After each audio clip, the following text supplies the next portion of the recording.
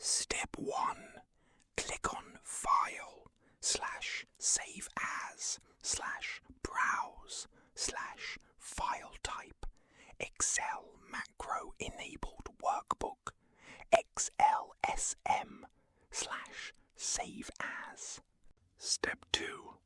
Then click on File, Options, Customize Ribbon. Scroll down on the right-hand side and tick the developer box. OK. Step 3.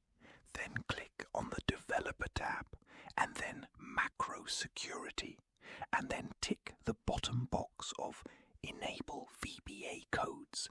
Not recommended. Potentially dangerous code can run. Step 4. Then save down the file. Then close the file. And then reopen. Step 5. Then go on to Visual Basic. And then Insert / Module. Then paste in the code which is in the description. Step 1.